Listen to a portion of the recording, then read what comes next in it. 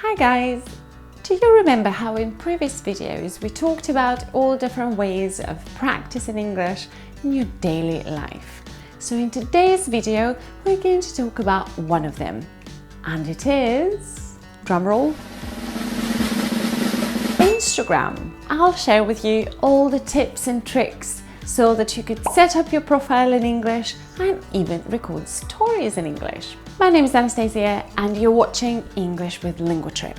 Please subscribe if you're new here and let's get started. Everything's in English.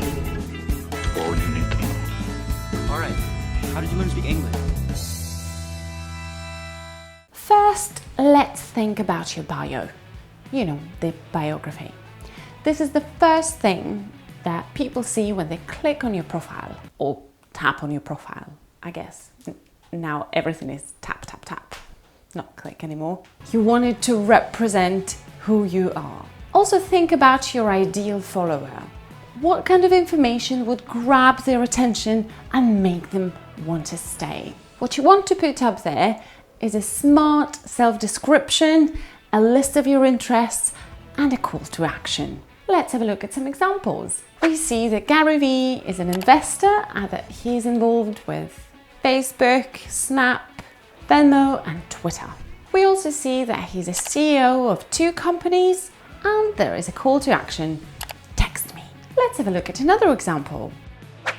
Here we see that Marina talks about English, YouTube and Silicon Valley on her Instagram. We also see the proof of her success in YouTube, which is over 4 million followers, and that definitely interests us. We can also see that she's the co-founder of LinguaTrip.com and Fluent.express, which is a fantastic service where native speakers can check your writing and correct the mistakes. And by the way, she's also one of the teachers in our most popular marathon from intermediate to advanced. In that marathon, you can boost your grammar, vocabulary and pronunciation and jump through the material of 2 levels in 30 days. I'll have a special promo code in the description box for you.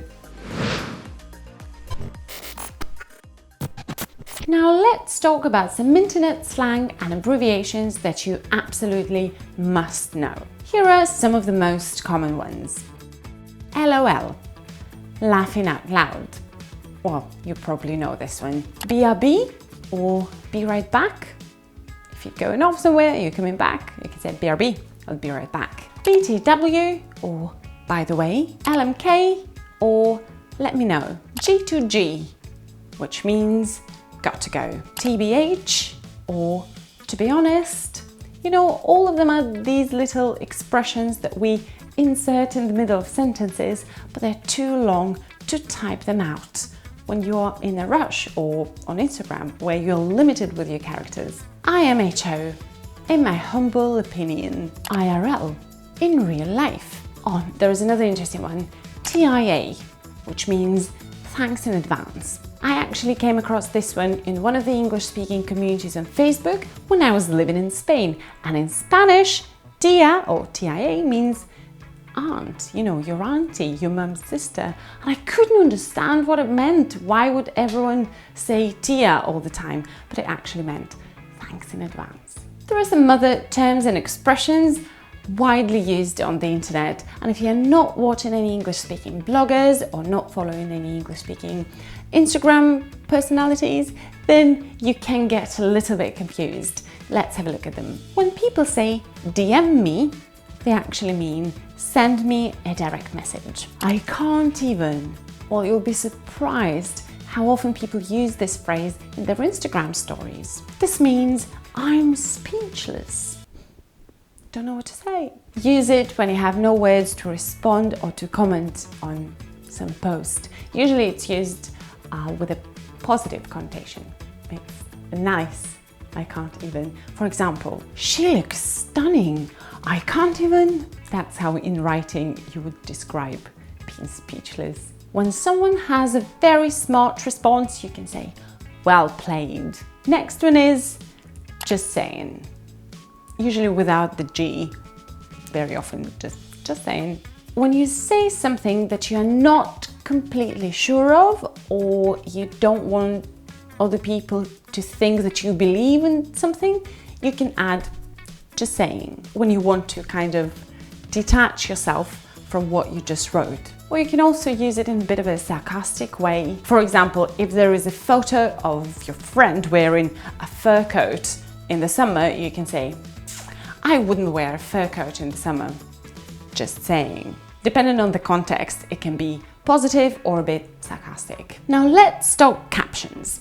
These are the things that you type under your pictures when you make a post on Instagram. And a lot of people find them quite challenging to write. We've all been there. You have a cute picture that you'd really like to share with all your friends and followers, but you don't know what to write to go with that picture. Don't worry, we've got you covered. For example, when you don't know what to write, you can ask a question. For instance, have you watched any good movies lately? Looking for some recommendations? It's quite innocent, and I think people will react to that. A short joke is always a win. For example, if you are posting a picture with your partner, you can say, the only person who can truly piss me off to the very center of my being. Love you though. To piss someone off means to make someone really angry. But don't say that out loud in public. And of course, there are quotes for those days when you really don't know what to write. There are some cheesy examples. Whatever is good for your soul, do that. Stress less and enjoy the best. Get out there and live a little. Life is better when you're laughing. Or you can say, look for the magic in every moment. This is true though. Look for the magic in every moment. However, the whole point of you doing your Instagram in English is to practice your writing and listening skills. Just saying. So here are some ways to get inspired to produce something more personal than, quotes. Number 1, do some research. I'm sure there will be a subject that sparks that interest in you, so you can share it with the others. You can even quote a sentence or two and then share your own opinion. Number 2, write down the ideas the moment they come to your mind. Even if you're not going to write anything straight away, write that idea down so that you don't forget. And number 3, think about what people ask you most of the time. How can you provide value for your followers? If you already have some audience, well, apart from your family and the people you went to school with, you can ask them on Instagram stories. You can use the question feature, that little sticker, or even a quiz, and there you can offer some ideas of what you'd like to write about, and people could choose.